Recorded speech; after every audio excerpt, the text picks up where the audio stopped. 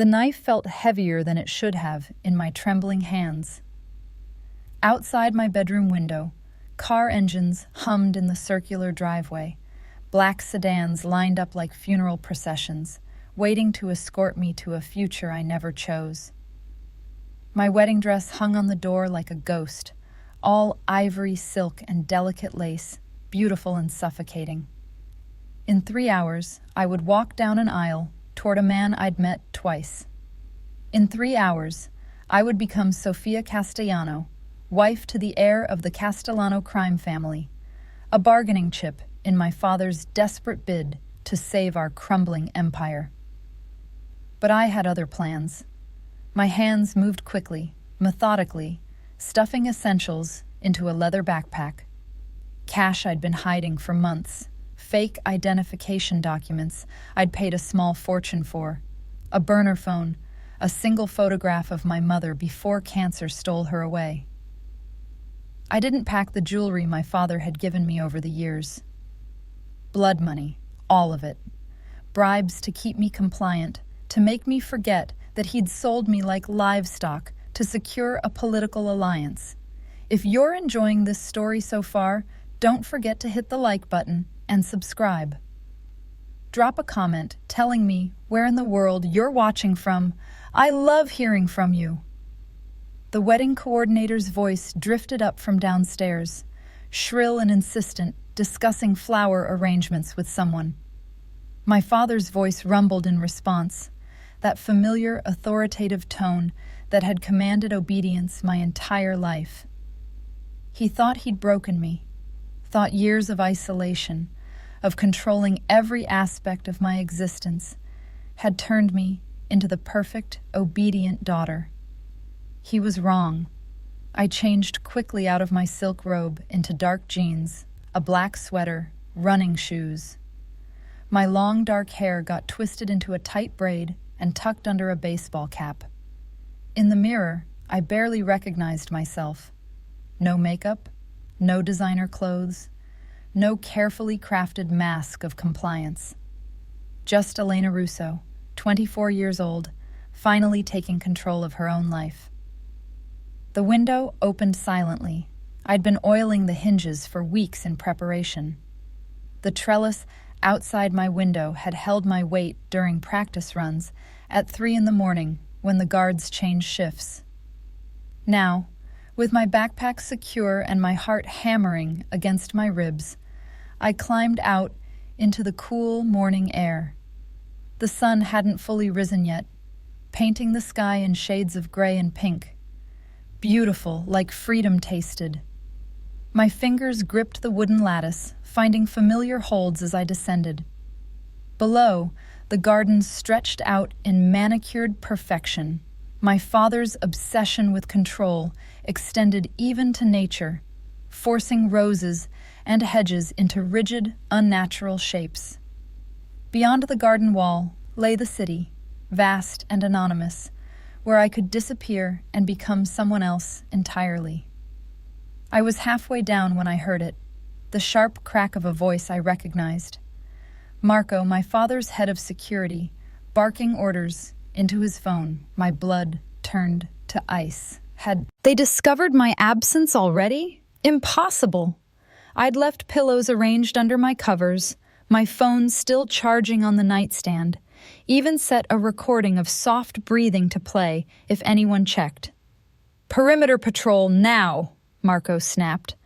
"The boss wants extra security before the ceremony. No one in or out without clearance."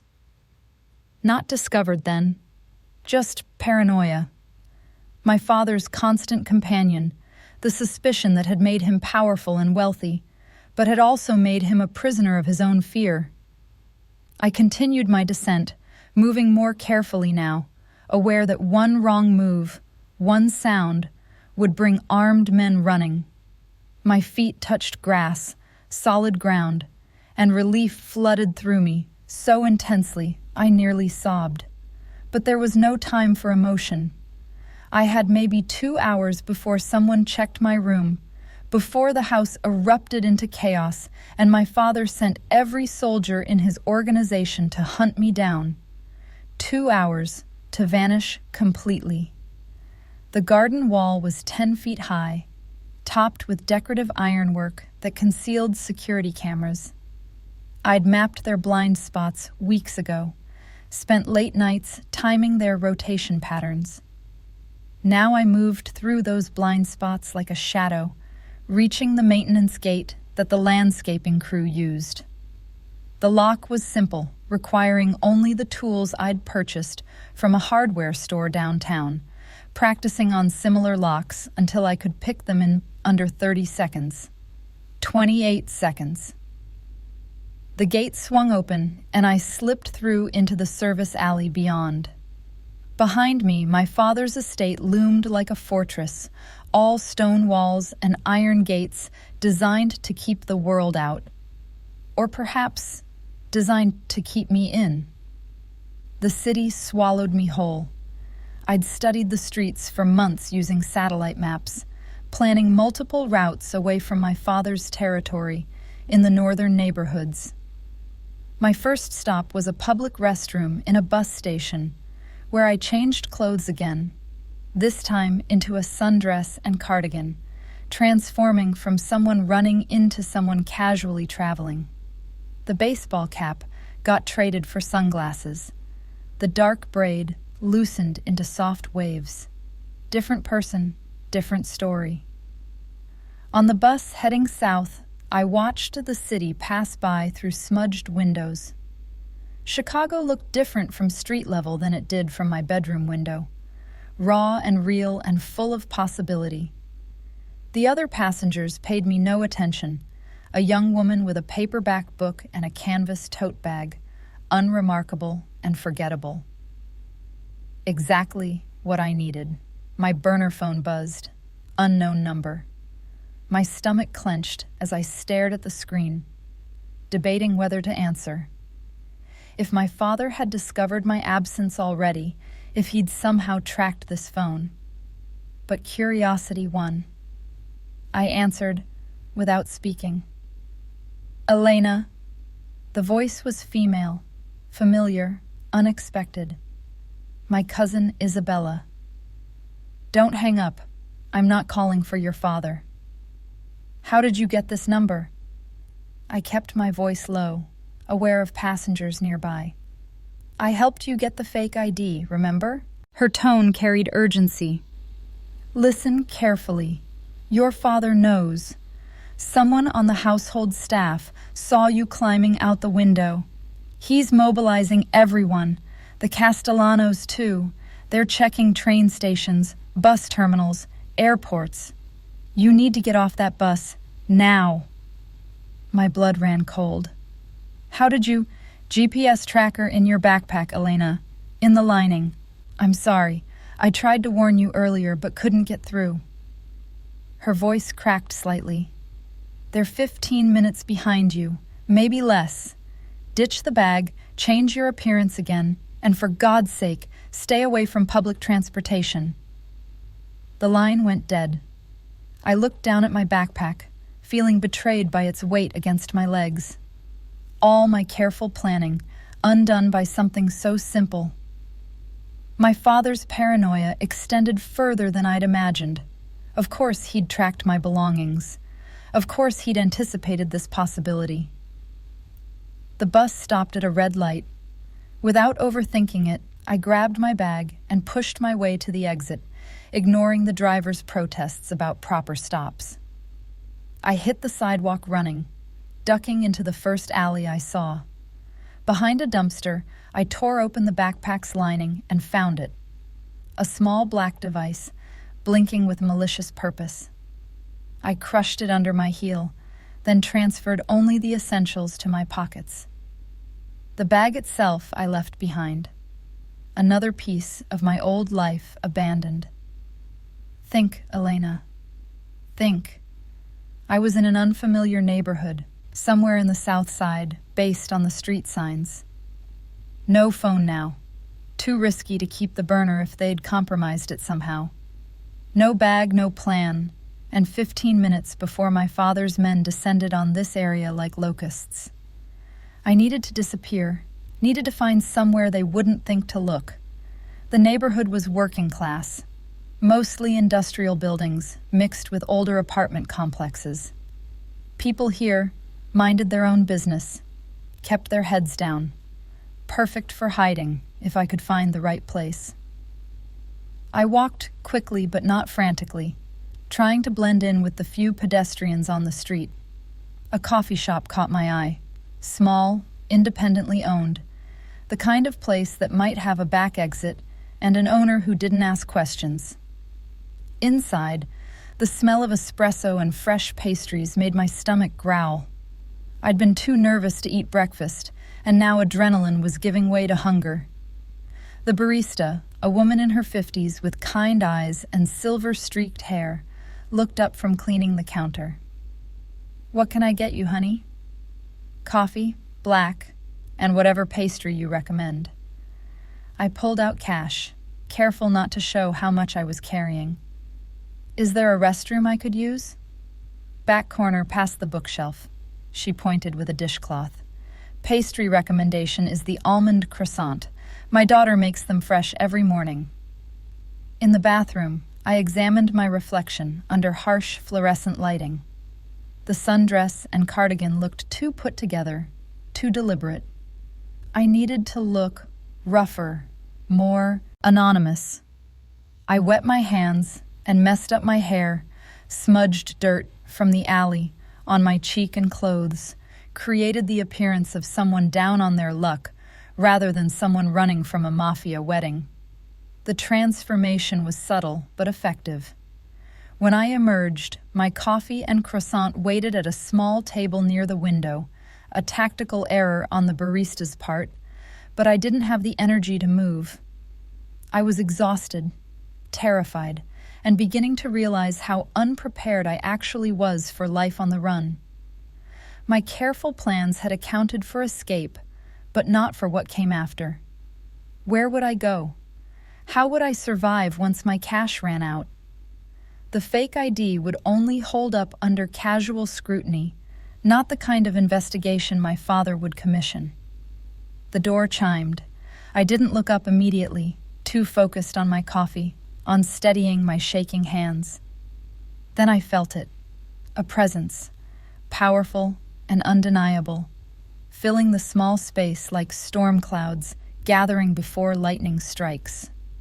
My survival instincts screamed at me to look, to assess the threat, but I kept my eyes down. Maybe if I seemed uninteresting, if I radiated insignificance, whoever it was would ignore me. "Ms. Chen, your usual?" The barista's voice had shifted, taking on a note of respect mixed with caution. "Please, Maria, and add whatever she's having to my order." The voice was male, deep, with an edge that suggested danger wrapped in civility. "She looks like she could use another pastry." My eyes snapped up involuntarily. The man standing at the counter was tall, easily over 6 feet, with dark hair styled with casual precision and a face that belonged on Renaissance sculptures.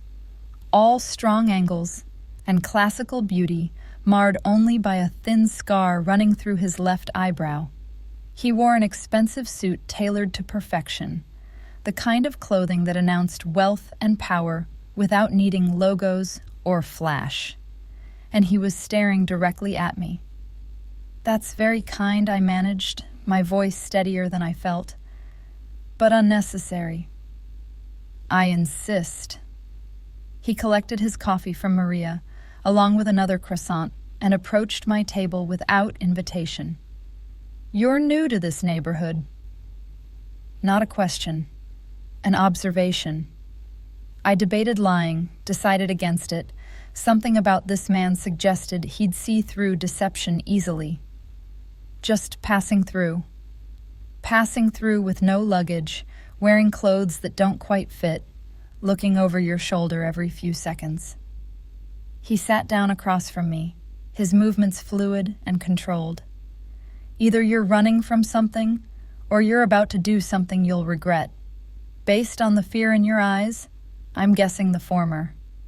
My heart hammered. "I don't know what you're talking about." His smile was slight, knowing. Of course you don't, and I'm just a concerned citizen offering breakfast to a stranger. He pushed the croissant toward me.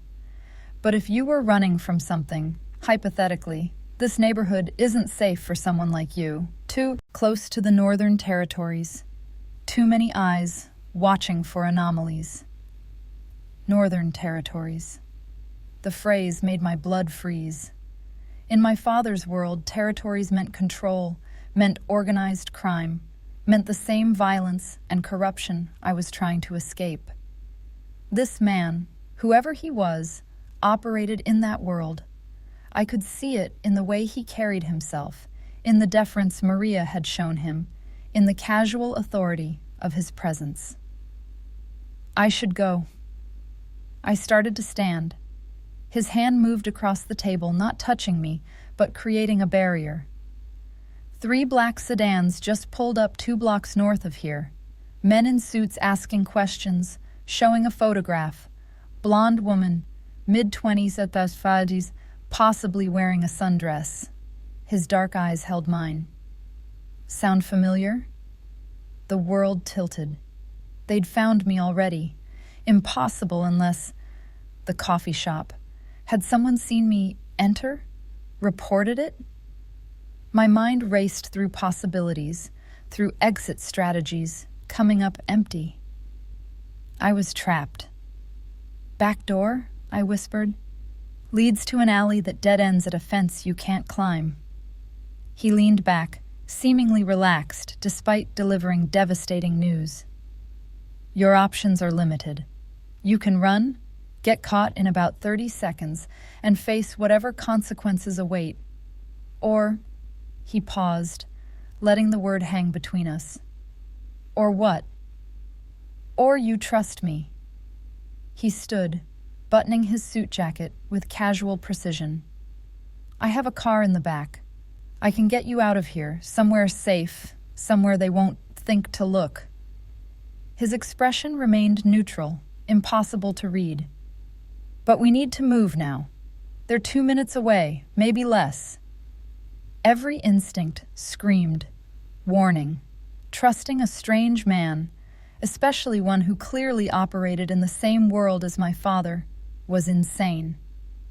But the alternative was capture, being dragged back to that estate, forced into a marriage that would destroy what remained of my autonomy. At least with this stranger, I had a chance, however slim. Why would you help me? I demanded, needing some logic, some reason to justify what I was about to do. His smile was enigmatic. Let's just say I have my reasons. And Miss Russo, yes, I know who you are. Those reasons benefit us both if you come with me now. He knew my name, knew who I was running from, and he was offering help anyway. It should have terrified me more than it did. Instead, I felt a strange pull toward him, toward the promise of protection in his tone, toward the possibility that maybe, just maybe, I'd stumbled into the one person who could actually help me disappear. The door chimed again. Through the window, I saw 2 men in dark suits scanning the street, one of them holding up a phone, displaying my photo. Time had run out. Clock's ticking, Elena. The stranger extended his hand, palm up, an invitation and a challenge. What's it going to be? I looked at his hand, at the door, at the men outside, getting closer.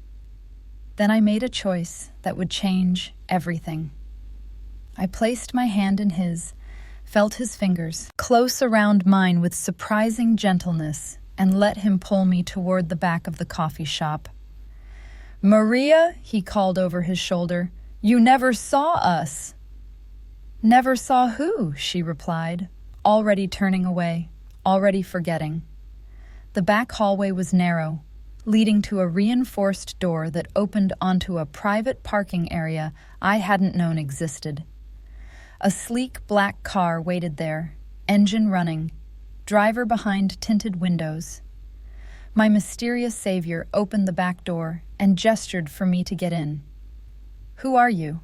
I asked, hesitating at the threshold between one unknown and another. His expression shifted slightly, revealing something that might have been amusement or might have been recognition of the irony in what he was about to say.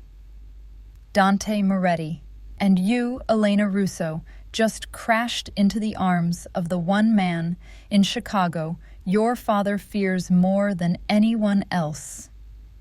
The name hit me like a physical blow.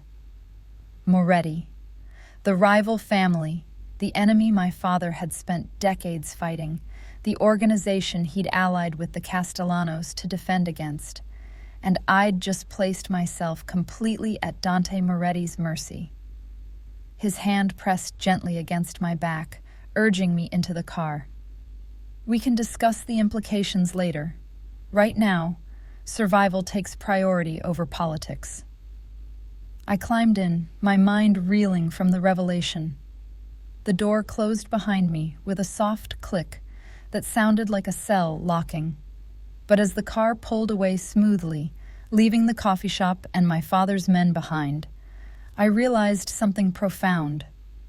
I'd escaped one cage only to potentially enter another. The question was whether this new cage came with a key.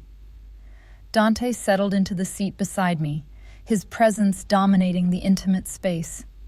He pulled out his phone, typed something quickly, then turned his full attention to me. In the enclosed car, I could smell his cologne, expensive, understated, mixed with something else, something that reminded me of danger and dark promises. "I suppose you have questions," he said, his tone conversational, despite the tension crackling between us. "A few thousand," I replied, finding my voice. Starting with why the head of the Moretti family would risk a territorial incident to help Vittorio Russo's daughter escape her own wedding. His smile was sharp, predatory. "Who said anything about helping? Maybe I'm simply collecting a valuable asset that fell into my lap." He watched my reaction carefully. "Your father's alliance with the Castellanos was designed to consolidate power against my family. With you disappeared, that alliance becomes unstable. Politically, I just gained significant advantage." Fear spiked through me. "So I'm a hostage." "You're a complication," he corrected. "One I'm still deciding how to handle." The car turned onto a highway, buildings giving way to industrial areas. "But for now, you're safe. My word on that." "The word of a Mafia boss," I said bitterly. "Forgive me if I don't find that comforting." "Smart girl." He shifted, angling his body toward mine. "Trust is earned, not given. I respect that. But consider this, Elena. If I wanted to hurt you, to use you as leverage against your father, I could have done so already. Instead, I'm taking you somewhere secure where we can figure out our next moves." "Our next moves?" I laughed, without humor. "There's no hour here. I'm not trading one prison for another. First chance I get, I'm gone." His eyes darkened with something that might have been respect or might have been challenge. "You're welcome to try, but running requires resources, planning, connections. Things you don't have and can't acquire without help." He leaned closer, close enough that I could see flecks of gold in his dark irises. "Things I can provide if we come to an understanding." "What kind of understanding?" "The kind where we both get what we want." His voice dropped lower, intimate despite the driver's presence behind tinted partition glass. "You want freedom from your father's control? From a marriage you never chose. I want to destabilize the Russo-Castellano alliance and reclaim territory your father stole from my family years ago. We can help each other." I studied his face, looking for deception, for the catch that had to exist in his offer. "And in exchange for this help, what? I become your asset? Your pawn to move around the board?" "In exchange, You become my ally." He sat back, giving me space to breathe. "With full agency over your choices, your future. I'm not your father, Elena. I don't believe in cages, even gilded ones." His expression turned serious. "But I am a businessman. Everything has a price, and mine is simple: cooperation while we dismantle your father's empire." The proposal was insane, impossibly risky. Allying with my family's greatest enemy would make me a traitor, would burn every bridge I'd ever had. But what bridges did I have left? I'd already destroyed my relationship with my father the moment I climbed out that window, and the Castellanos would never forgive the insult of my abandonment. "How do I know you won't just use me and discard me when I'm no longer useful?" The question emerged quietly, vulnerability I hated showing to this dangerous stranger. Dante's expression softened almost imperceptibly. "You don't, not yet. But I'll give you something your father never did. Time to decide.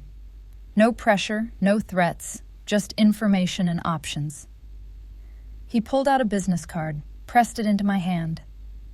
"This number reaches me directly, anytime.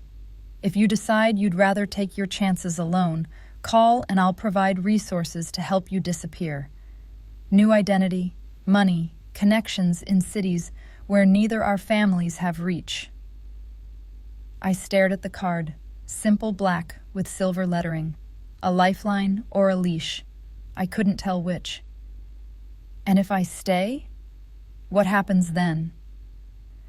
"Then we plan carefully, move strategically, and give you the one thing you've never had: real power over your own life." His hand reached out, fingers brushing my chin, tilting my face up to meet his gaze. The touch was electric, unexpected, sending warmth through me that had nothing to do with fear. "But the choice is yours, Elena. Always." The car began to slow, turning onto a private road lined with ancient trees. Through the windows, I glimpsed a estate, smaller than my father's, but somehow more imposing, all dark stone and Gothic architecture that spoke of old money and older secrets. This was Dante Moretti's domain, the heart of enemy territory. "Welcome to Blackwood Estate," Dante said as the car stopped before a massive entrance. "Your sanctuary, if you choose to make it one." He exited first, then extended his hand to help me out. I took it, feeling the strength in his grip, the calluses that spoke of a man who didn't just order violence, but enacted it himself when necessary. Up close, under the morning sun now fully risen, he was devastating, dangerous beauty, wrapped in power and intelligence. A woman appeared at the entrance, tall and elegant, with silver hair swept into a sophisticated twist. Her expression was professional but not unkind. "Sir, your guest?" "This is Elena," Dante introduced smoothly. "She'll be staying with us indefinitely. Provide her with suitable accommodations in the East Wing. Ensure she has everything she needs." He turned to me. "Mrs. Chen will take care of you. Rest, recover from your ordeal. We'll talk more this evening." Before I could respond, he was walking away, pulling out his phone and diving into what sounded like business calls in rapid Italian. Dismissed, just like that. Part of me was offended. Another part was grateful for the reprieve, for time to process everything that had happened in the span of a few hours. "Come, dear," Mrs. Chen said kindly, her accent placing her somewhere from East Asia. "You look exhausted. Let's get you settled." She led me through corridors that felt like walking through history, art on the walls that belonged in museums, furniture that predated the modern era, everything speaking of legacy and permanence. So different from my father's ostentatious displays of wealth. This was old power, confident enough not to need proving. The room she showed me to was beautiful, all soft grays and blues, with windows overlooking gardens that sprawled toward a distant tree line. A four-poster bed dominated the space, made up with linens that looked impossibly soft. An ensuite bathroom, a sitting area with a fireplace, even a small balcony. "Mr. Moretti asked that I inform you that you're not a prisoner," Mrs. Chen said, setting fresh towels on a chair. "You're free to explore the grounds, use any of the common areas. There's a library, a music room, extensive gardens. Meals are served in the dining room, but we can bring trays to your room if you prefer privacy." "Thank you," I managed, overwhelmed by the consideration. "Mrs. Chen, why is he being so kind?" She paused at the door, her expression thoughtful. "Mr. Moretti believes in order, in fairness within our world's chaos. He's not like other men in his position." Her eyes met mine directly. "But don't mistake kindness for weakness. He's dangerous when crossed, absolutely ruthless with enemies. Just be grateful you're not one." After she left, I collapsed onto the bed, my body finally acknowledging the exhaustion and trauma of the morning. I'd escaped my father's cage only to land in Dante Moretti's territory. The irony wasn't lost on me, but as I stared up at the ceiling, at the elaborate molding and the crystal chandelier, I realized something crucial. For the first time in my life, someone had offered me a choice. Real, genuine agency over my future. The question was what I would do with it. I woke to the sound of rain against the windows, disoriented by the unfamiliar ceiling, the silk sheets against my skin, the absence of the constant low-level anxiety that had colored every morning in my father's house. For a moment, I forgot where I was. Then it all came rushing back. The escape, the coffee shop, Dante Moretti's dark eyes offering salvation or damnation, I still wasn't sure which. The clock on the nightstand read 3:47 p.m. I'd slept for hours, my body finally surrendering to exhaustion once it felt safe enough to let go. My stomach growled, reminding me I'd only eaten half a croissant before my world turned upside down. I showered quickly, finding expensive toiletries in the bathroom and clothes in my size hanging in the closet. Someone had been busy while I slept, anticipating my needs with unnerving precision. The dress I chose was simple. Deep emerald that brought out the green in my hazel eyes. Not trying to impress, I told myself, even as I took extra care with my appearance. The halls of Blackwood Estate were quieter in the afternoon, sunlight filtering through stained glass windows and casting colored patterns on marble floors. I followed the smell of food to what turned out to be a massive kitchen where Mrs. Chen was overseeing preparations for dinner. "Miss Elena," she greeted warmly. "I was about to send someone to check on you. Are you hungry?" "Starving," I admitted. Within minutes, she'd set before me a plate of pasta in cream sauce, with fresh vegetables, homemade bread still warm from the oven, and a glass of wine that tasted like liquid silk. I ate slowly, savoring each bite, aware of Mrs. Chen watching me with an expression I couldn't quite interpret. "Mr. Moretti asked that you join him in his study when you're ready," she said finally. "No rush, but he has information you'll want to hear." The pasta suddenly felt heavy in my stomach. Information about what? My father's response to my disappearance? The Castellanos' reaction?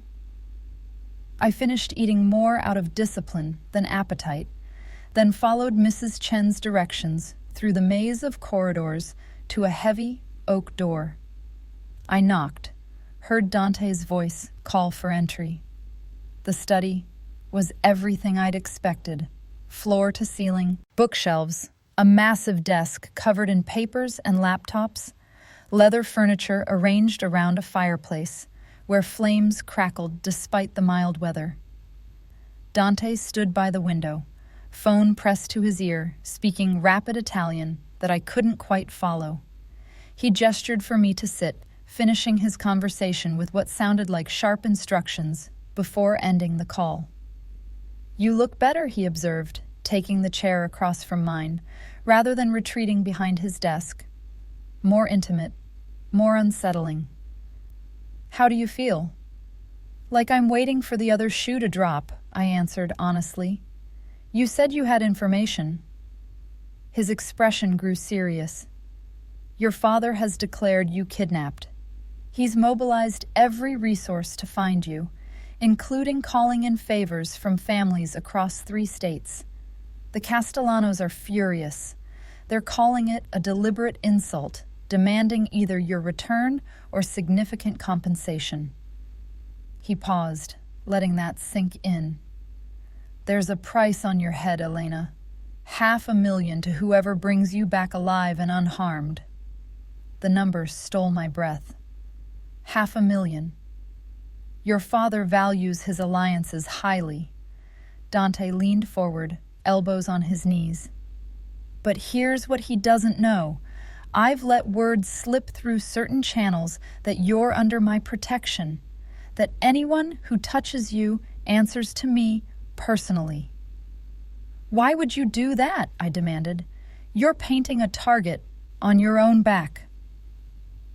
"I'm making a statement," he corrected, "that the Moretti family doesn't fear Russo or Castellano intimidation, that we protect what's ours."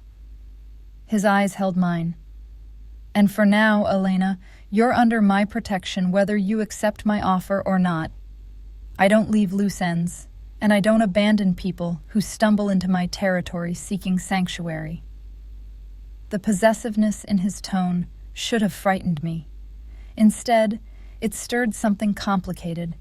Gratitude mixed with attraction, mixed with a strange sense of being truly seen for the first time. Dante Moretti looked at me not as a pawn or a possession, but as a person worth protecting, worth defending. "What happens now?" I asked quietly. "Now we wait for your father's next move while I teach you how to survive in this world." He stood, moving to the desk and retrieving a folder. "But first, you need to understand exactly who Vittorio Russo is, beyond the father you knew, the crimes he's committed, the lives he's destroyed." He handed me the folder. "Read this, all of it. Then decide if going back is even an option you want to consider." The folder was thick, filled with documents, photographs, police reports. I opened it with trembling hands, began to read. Within minutes, I felt sick. My father's empire was built on human trafficking, drug distribution, murder for hire. The evidence was overwhelming, meticulously documented. Names of victims, families destroyed, children orphaned by his orders. One photograph showed a burned-out building, bodies being carried out in bags. The caption identified it as a restaurant fire, 23 people dead because the owner refused to pay protection money. "That was 12 years ago," Dante said softly, watching my face. "You would have been 12. I remember because one of the victims was my uncle's business partner, a good man trying to run a legitimate operation." I looked up, tears blurring my vision. "I didn't know. He never let me see." "Of course not. He kept you isolated, innocent, the perfect, untouchable daughter." Dante's voice held no judgment, only grim understanding. "But ignorance doesn't absolve us, Elena. Eventually, we have to choose what we stand for." The folder slipped from my hands. I stood abruptly, needing distance, needing air. The room felt too small, the truth too large.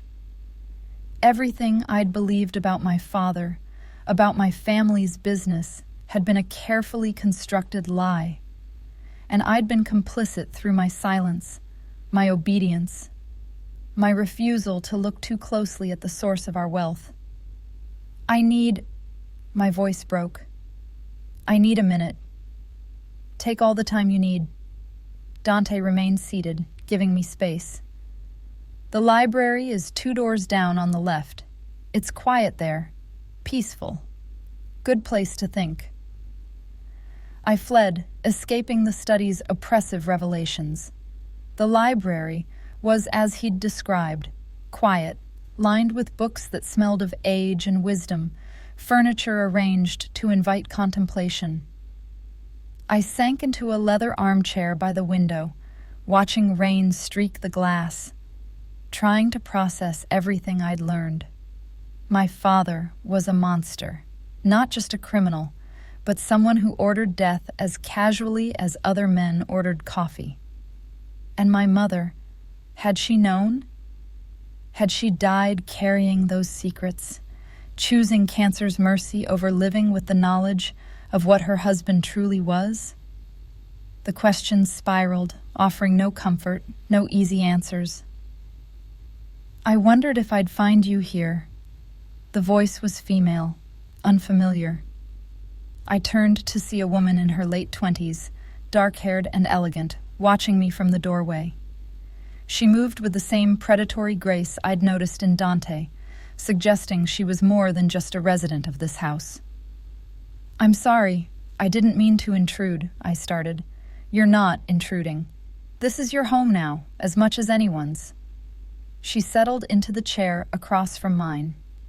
"I'm Sophia Moretti, Dante's sister. I wanted to meet the infamous Elena Russo before tonight's dinner." "Tonight's dinner?" I echoed weakly. "Family gathering. Dante's called everyone in to discuss the situation with your father." Her eyes, the same dark brown as her brother's, studied me with unnerving intensity. "You've caused quite the upheaval, you know. Half the family wants to use you as leverage. The other half thinks protecting you is suicidal." "And which half are you?" I asked, finding some spine beneath my shock. Her smile was approving. "The half that thinks my brother knows what he's doing, even when it looks insane." She leaned back, crossing her legs. "He sees something in you, Elena. Something worth protecting beyond political advantage. I'm curious what that is." "I'm nobody," I said automatically. "Just someone who ran away from a bad situation." "Nobody doesn't make Dante Moretti declare open warfare on 2 families." Sophia's voice was gentle but firm. "You're more than you think, or he wouldn't risk everything to keep you safe." She stood, smoothing her dress. "Dinner's at 7. Wear something that makes you feel powerful. You'll need the armor." After she left, I returned to Dante's study, finding him exactly where I'd left him, as if he'd been waiting. "Your sister is terrifying," I announced. He laughed, the sound unexpected and warm. "Sophia has that effect, but she likes you. If she didn't, she wouldn't have bothered with the warning about dinner. She said your family is divided about me." I sat down again, this time with more purpose. "That half want to use me as leverage. They'll come around." His confidence was absolute. "Once they understand that you're not a hostage, but an ally, that you can provide information about your father's operations, vulnerabilities we can exploit," he paused, "if you choose to help us." There it was again, the choice. The agency he kept offering like a gift I didn't know how to accept. "What exactly would helping you entail?" Dante's expression grew calculating, showing the ruthless strategist beneath the civilized exterior. "Your father keeps detailed records of every transaction, every deal, every dirty secret he's accumulated over 30 years. Those records exist somewhere in his estate, protected but not impenetrable. You lived there your entire life. You know the house's layout, the security patterns, the weak points." Understanding dawned. "You want me to help you steal his files?" "I want you to help me dismantle his empire from the inside out," Dante corrected. Expose him to the authorities, to the other families. Show everyone exactly what Vittorio Russo truly is. Not through violence, though there will be some, inevitably, but through evidence, truth, the one weapon he can't defend against.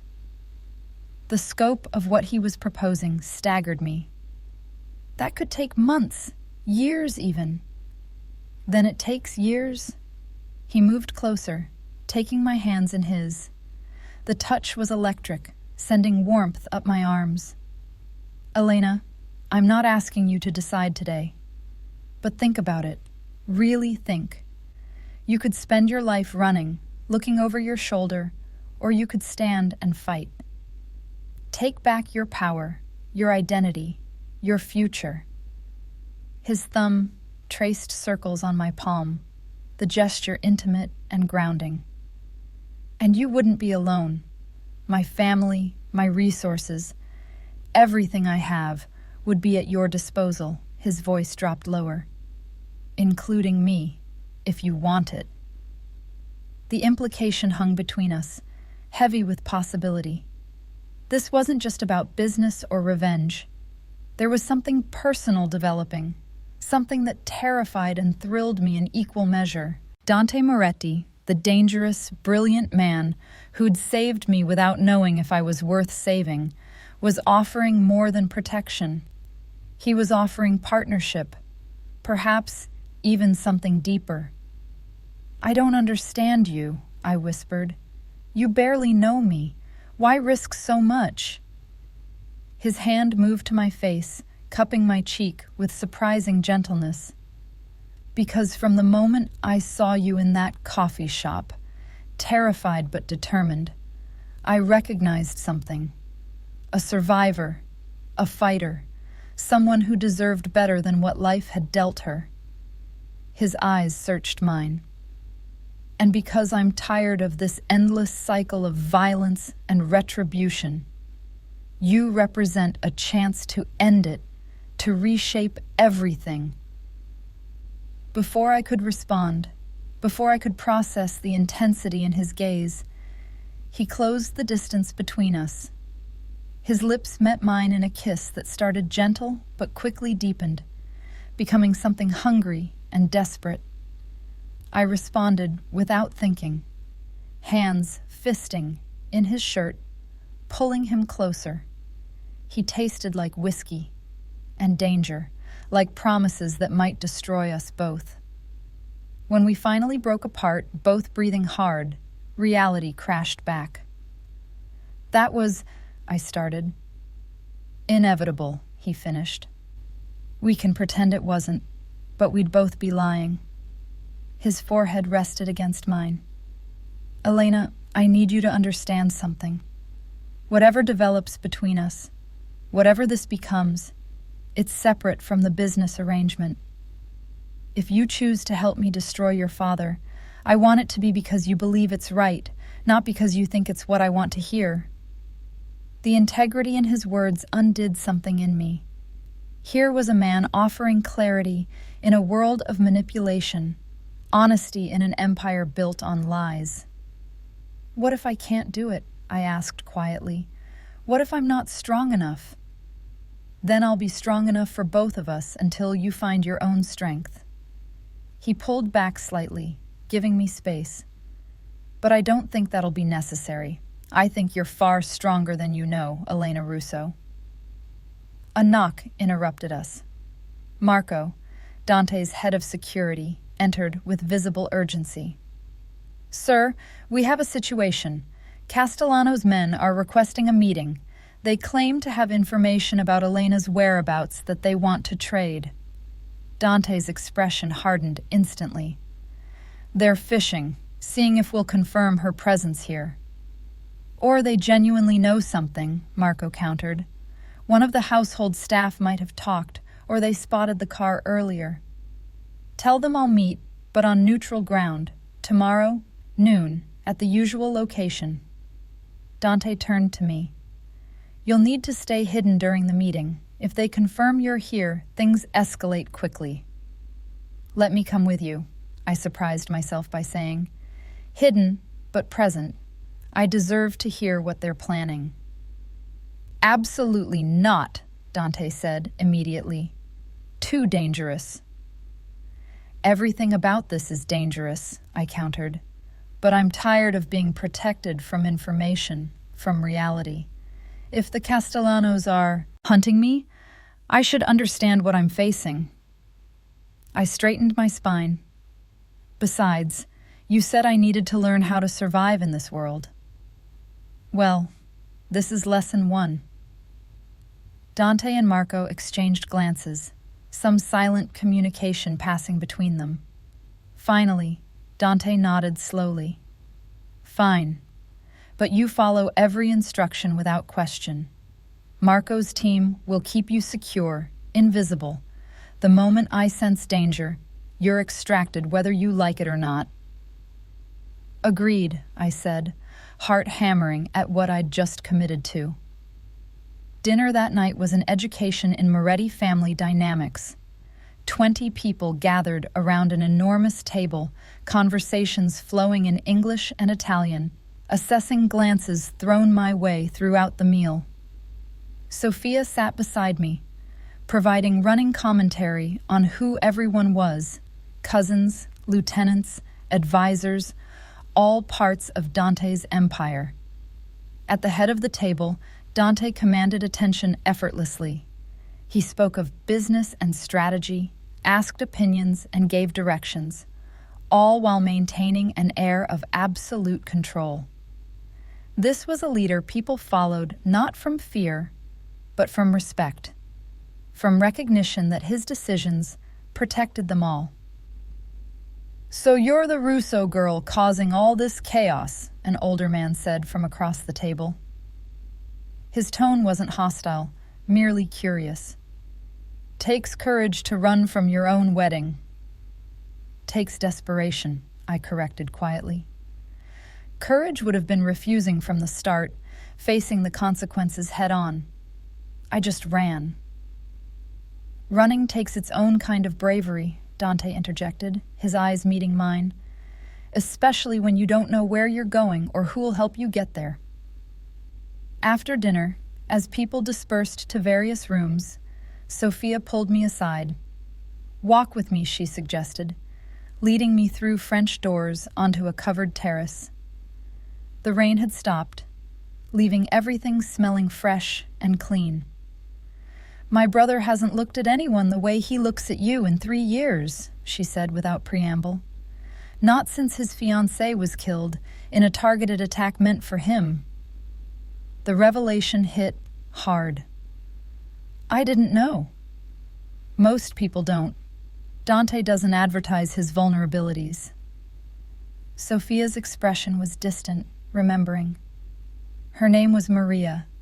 She wasn't part of this life, just a normal woman who fell for the wrong man. They tried to use her against him, and when that failed, they killed her to send a message. "I'm so sorry," I whispered, understanding now the shadows I'd glimpsed in Dante's eyes. "I'm telling you this because you need to understand what being close to him means," Sophia continued. "The danger, the constant threat. People will try to hurt him through you. They'll see you as his weakness." She turned to face me fully. "Can you handle that? Can you be strong enough not just to survive, but to stand beside him as an equal?" The question echoed the doubts I'd been harboring since this morning. Could I transform from the sheltered, obedient daughter into someone worthy of standing beside Dante Moretti? Someone who could navigate this dangerous world without becoming a liability? "I don't know," I admitted, "but I want to find out. I want to become someone who chooses her own path instead of having it chosen for her." Sophia's smile was genuine now, approving. "Good answer. Welcome to the family, Elena Russo. God help us all." That night, alone in my beautiful room, I stood at the window watching moonlight silver the gardens. Somewhere out there, my father was searching for me, mobilizing armies to drag me back to a life I'd rather die than return to.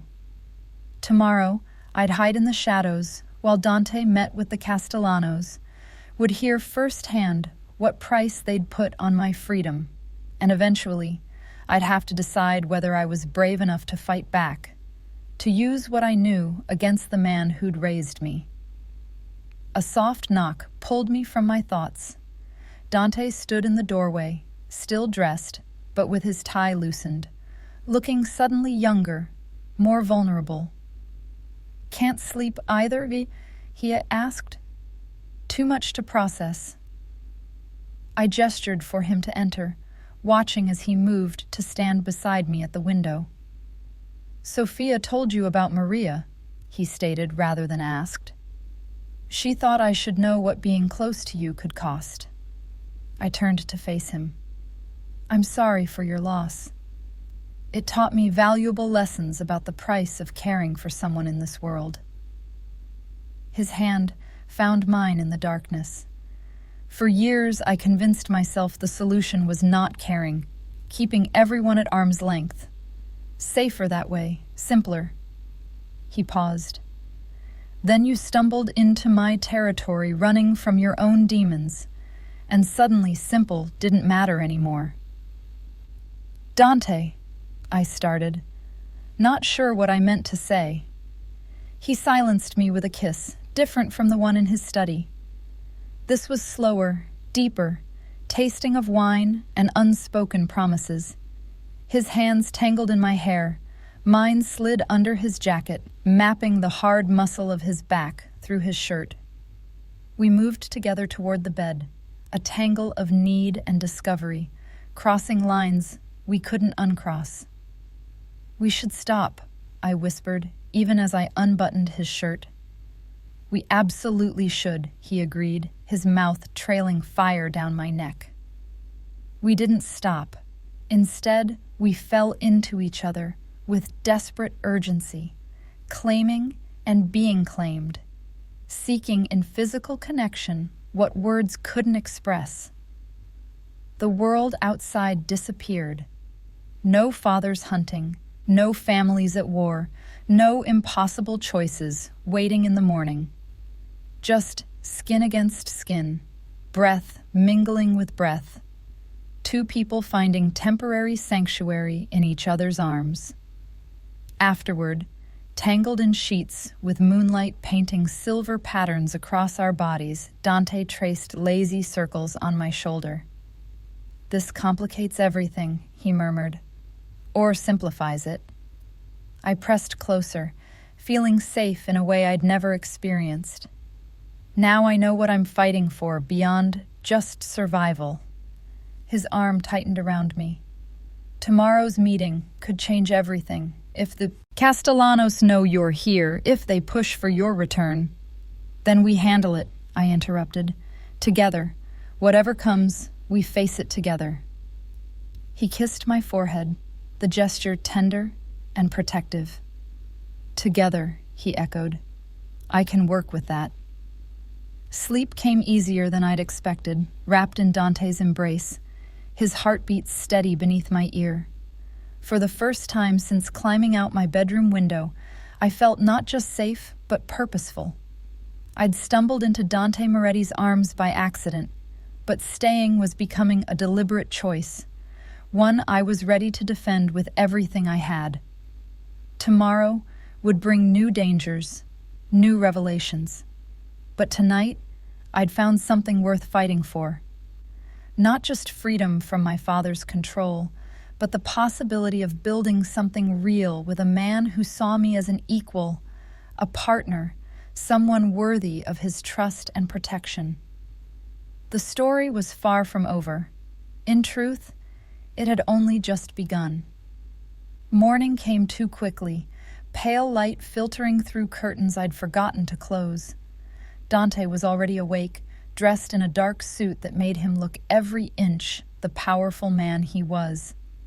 He sat in the armchair by the window, watching me with an expression I couldn't quite read. "You're having second thoughts," I said, pulling the sheet higher. "About us? Never." He moved to the bed, sitting on the edge. "About bringing you to the meeting." Every instinct says keep you hidden here, safe behind walls and armed guards. But you won't, I reached for his hand. Because you meant it when you said I deserve to understand what I'm facing. His fingers intertwined with mine. The Castellanos are unpredictable, Elena. Antonio Castellano especially. He's the one you were supposed to marry. He's not known for accepting rejection gracefully. The name sent ice through my veins. I'd met Antonio twice during formal negotiations between our families. Both times, he'd looked at me like I was a prize to be won, property to be acquired. His eyes had held no warmth, no curiosity about who I actually was. Just assessment of my value in his political calculations. All the more reason I should be there, I argued. I need to see what kind of man my father tried to chain me to. Dante studied my face for a long moment before nodding. Marco will brief you on security protocols. You'll be in a separate vehicle, monitoring through audio feed. At the first sign of trouble, his team extracts you immediately. No arguments. No arguments, I agreed. The meeting location was an abandoned warehouse on neutral territory, the kind of place where opposing families could gather without violating territorial agreements. I watched from inside a van 2 blocks away, monitoring equipment showing multiple camera angles of the cavernous space where Dante waited with 3 of his men. The Castellanos arrived exactly on time. 5 vehicles, more men than the agreement specified. Antonio emerged from the center car, tall and handsome in the conventional sense, but with cruelty carved into every line of his face. Even through the grainy video feed, I could see the rage simmering beneath his composed exterior. Moretti, Antonio's voice came through clear on the audio feed. Thank you for agreeing to meet. You requested information, Dante replied coolly. I'm here to listen. Antonio circled slowly, a predator assessing prey. Let's dispense with pretense. Elena Russo is somewhere in your territory. We have witnesses who saw your vehicle leaving the area where she disappeared. Witnesses who identified your driver. Chicago is a large city. My cars go many places. Dante's tone remained neutral, giving nothing away. Don't insult my intelligence. Antonio's voice hardened. Her father is offering substantial reward for her return, dead or alive, though he'd prefer alive for the spectacle of her punishment. He paused. I'm prepared to offer you something better, a territorial arrangement that benefits us both. The Russo alliance isn't as solid as it appears. With Elena gone, Vittorio is weak, vulnerable. Help me acquire her, and together we can divide his empire. Beside me in the van, Marco tensed.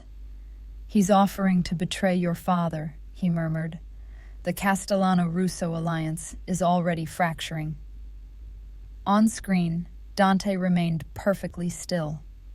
And what makes you think I have any interest in your proposals? Because you're a businessman, Moretti. Sentiment doesn't drive your decisions. Profit does. Antonio smiled, the expression chilling. Besides, what use is one runaway girl compared to control of the entire northern territory? Elena Russo is damaged goods now, worthless for marriage alliances, but her return sends a message about the cost of defiance. Something dark and violent flashed across Dante's face. Damaged goods, he repeated softly, dangerously. Interesting choice of words. I gripped the edge of the monitoring equipment, fury rising. This was the man my father wanted me to marry, someone who saw me as merchandise, as an object lesson in obedience. Marco's hand touched my shoulder, grounding, reminding me to stay silent, to stay hidden. I'll be frank, Moretti. Antonio stepped closer. My family's honor has been insulted. Elena's disappearance on our wedding day makes us look weak, Foolish. I need her back to restore that honor, to show everyone what happens to women who embarrass the Castellano name. After that, after she's learned her lesson, I don't care what happens to her. But her return is non-negotiable. The casual cruelty in his tone made me feel sick. This was what awaited me if I went back. Not just a forced marriage, but deliberate punishment, systematic destruction of whatever spirit I had left. Dante's voice, when he spoke, was cold enough to freeze blood. Here's what's going to happen, Castellano. You're going to return to your father and deliver a message. Elena Russo is under Moretti protection. She's not merchandise to be traded, not a prize to be won, and certainly not yours to punish. Anyone who touches her answers to me personally. Antonio's face darkened with rage. You're making a declaration of war over some frightened girl? I'm making a declaration of principle, Dante corrected. That women under my protection aren't bargaining chips in your power games. That some things matter more than territorial advantage. He paused, his voice dropping to lethal quiet.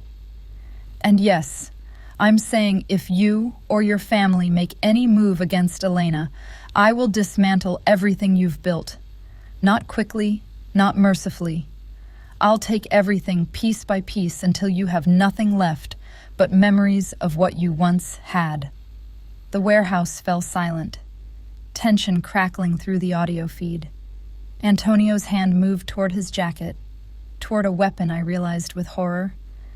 But Dante's men were faster, guns suddenly visible, pointed with casual precision. I wouldn't, Dante advised. My men are excellent shots, and we're standing on neutral ground. Spilling blood here would violate accords your family can't afford to break. His smile was sharp, predatory. Go home, Castellano. Tell your father the Russo girl is no longer available for acquisition, and tell him if he wants war with the Morettis, we're happy to oblige. Antonio's face twisted with impotent fury. You'll regret this. When Vittorio Russo hears you're protecting his daughter, he'll come for you with everything he has. Let him come. Dante's confidence was absolute. I've been waiting years for an excuse to take Vittorio Russo down. His daughter just gave me the perfect justification. The Castellanos retreated, threats and promises of retribution trailing behind them like toxic smoke. Only when their vehicles disappeared did Dante turn toward the hidden camera, his expression softening slightly. It's done, Elena. You heard everything. No more hiding what you're worth to me, what I'm willing to risk to keep you safe. Back at Blackwood Estate, I met Dante in his study, my emotions a chaotic tangle. You just started a war, I said without preamble. For me. You could have negotiated, found some middle ground. There is no middle ground with men like Antonio Castellano, Dante interrupted. No compromise that wouldn't have eventually led to your suffering. He crossed to me, hands framing my face. I meant every word, Elena. You're not a bargaining chip. You're... He paused, seeming to struggle with words. You're everything I didn't know I needed until I found you hiding in that coffee shop. Tears burned my eyes. I'm not worth a war, Dante. I'm not worth what this will cost your family. That's where you're wrong. His thumb brushed away a tear that escaped. You're worth everything because you represent something I thought was impossible in our world. Genuine choice, authentic connection, the possibility of building something that isn't founded on violence and coercion. His forehead pressed against mine. And if fighting for that principle starts a war, then so be it. Some things are worth fighting for. The door burst open, Sophia entering with papers in hand.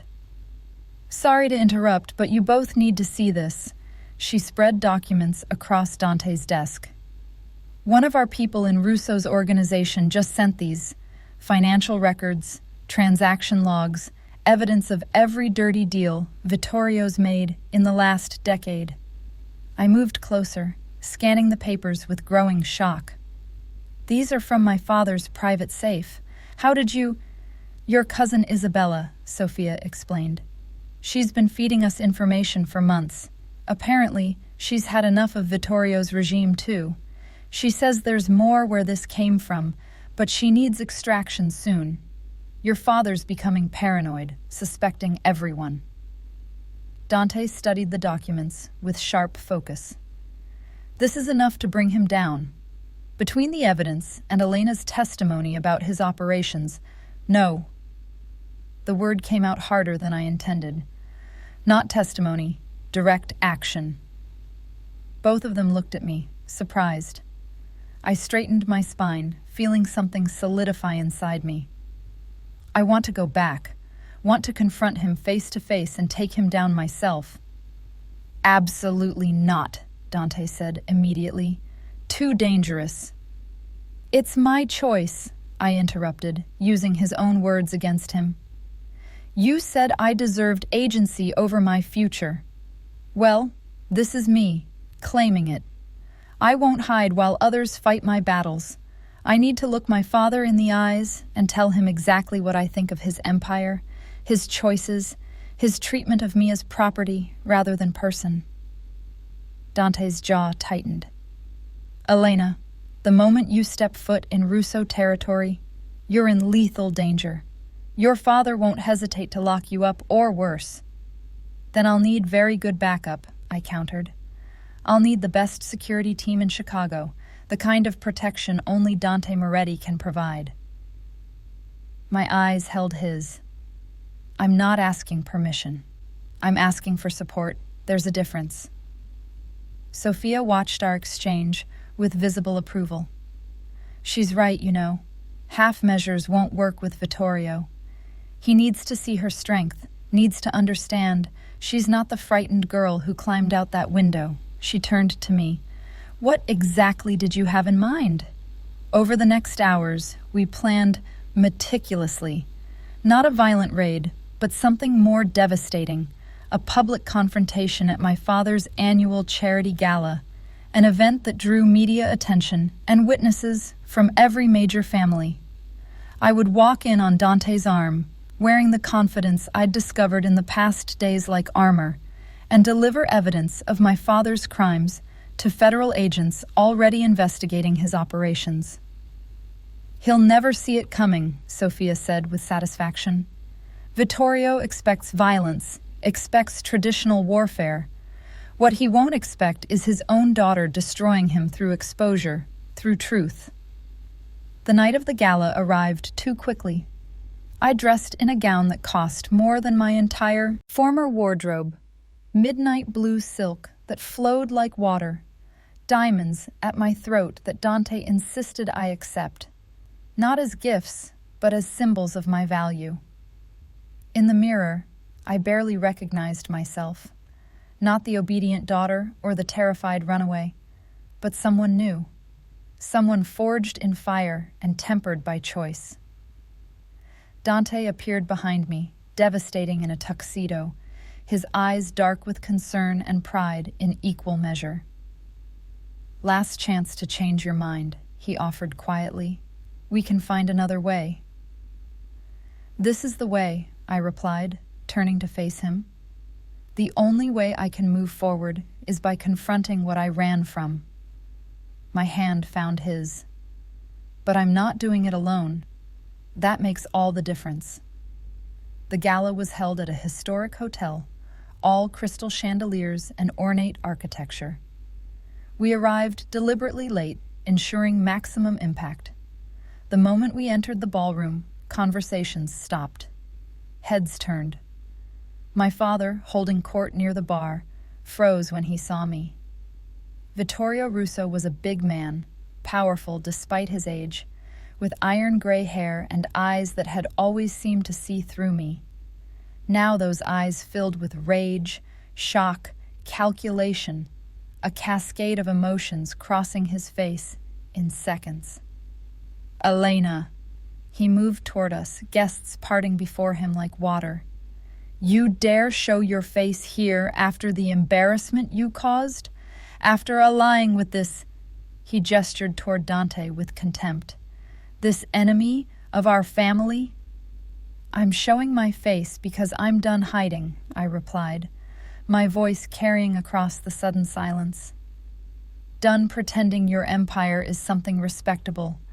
Done being complicit in your crimes through my ignorance. His hand moved fast, years of violence making the motion automatic. But Dante was faster, catching my father's wrist before he could strike. I wouldn't, Dante advised softly, dangerously. Not here, not ever again. Security moved forward, my father's men surrounding us.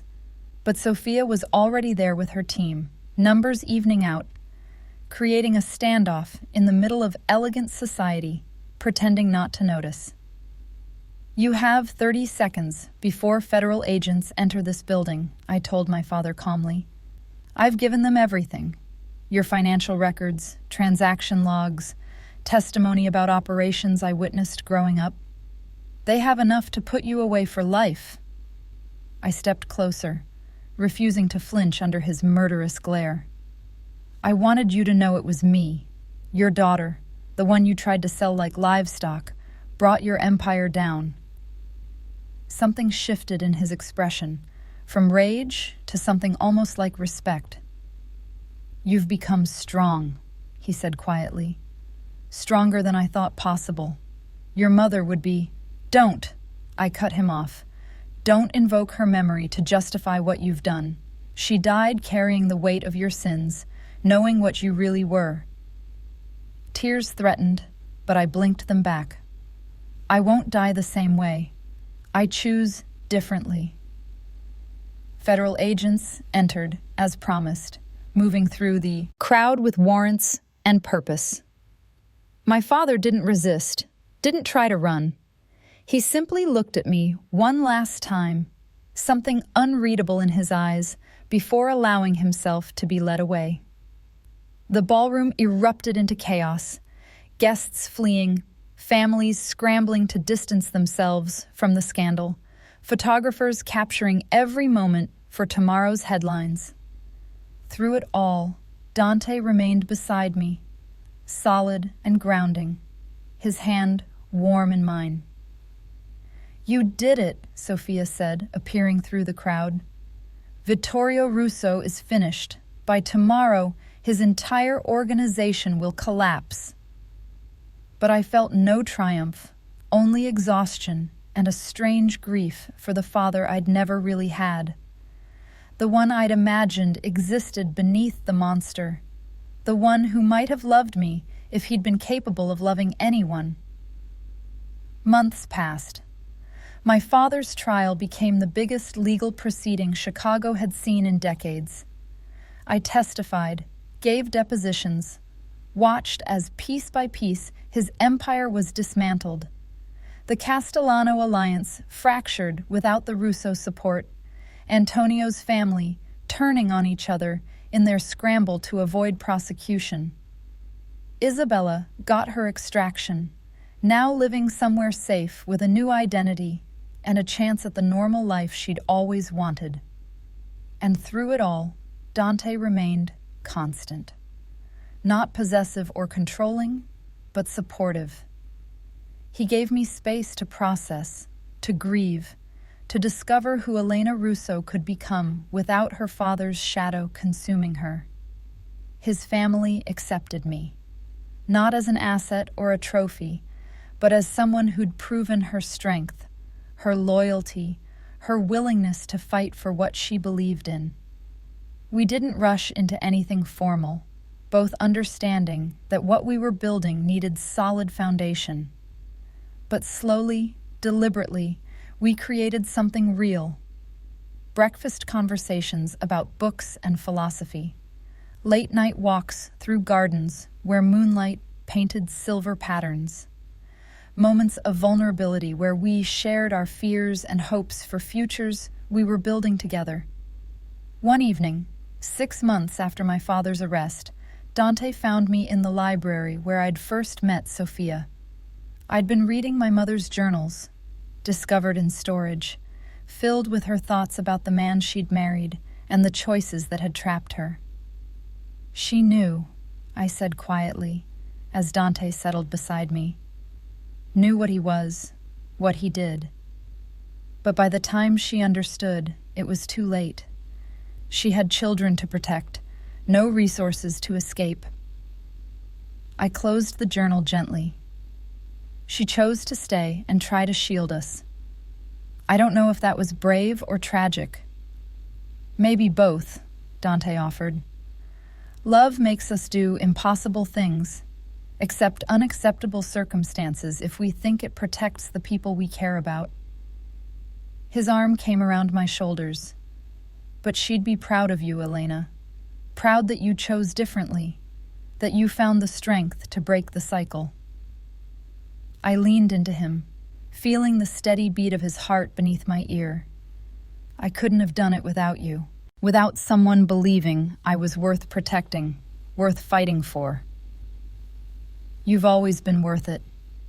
He tilted my face up, his kiss gentle and full of promise. The question is what comes next. Who do you want to become now that you're free? It was the question I'd been asking myself for months. The answer had crystallized slowly, built from the strength I'd discovered in confronting my father, from the purpose I'd found in helping dismantle his empire, from the love that had grown between Dante and me like something inevitable and right. I want to help others, I said finally. Women trapped in situations like mine, children caught in families where violence is normalized. I want to use my experience, my knowledge of how these organizations work, to create ways out for people who think they have none. I met his eyes. And I want to do it with you, building something that proves love and loyalty can exist even in the darkest places. Dante's smile was radiant, transforming his usually guarded features into something open and joyful. Then that's what we'll do. Together, every step. The foundation we created became my life's work, a network of safe houses, legal resources, counseling services for anyone trying to escape organized crime. Funded by the Moretti family's legitimate businesses, staffed by people who understood the unique dangers and challenges. It wasn't easy work, and sometimes it felt like fighting an endless tide. But every person we helped, every life we changed, felt like a victory against the darkness I'd grown up in. On the 1-year anniversary of my escape, Dante and I returned to the coffee shop where we'd first met. Maria, the owner, greeted us warmly, her eyes crinkling with genuine affection. "Look at you two," she said, bringing our usual orders without being asked. "Never thought I'd see the day Dante Moretti looked at someone the way he looks at you, dear." "Neither did I admitted, watching Dante through the steam rising from my coffee. He was on his phone, managing some business crisis with his characteristic efficiency, but his free hand rested on my knee beneath the table, a constant point of contact, of connection. When he finished the call, he turned to me with sudden seriousness. "I have something for you." From his pocket, he produced a small velvet box. My heart stuttered as he opened it, revealing a ring. Not ostentatious or flashy, but elegant. A single, perfect diamond, surrounded by smaller sapphires the color of midnight. "This isn't a cage, Elena," he said quietly. "Not a chain or a claim of ownership. It's a promise that wherever you go, whatever you choose to become, I want to be beside you, as your partner, your equal, your greatest supporter." His eyes held mine, vulnerable in a way I rarely saw. "Will you marry me, not because of alliances or political arrangements, but because we choose each other every day?" Tears spilled over despite my attempt to contain them. Yes, I whispered, then louder. Yes, absolutely yes. He slipped the ring on my finger, then pulled me into a kiss that tasted like coffee and future and promise. Around us, Maria applauded. Other customers joined in, creating a moment of pure joy in the small space where my new life had begun.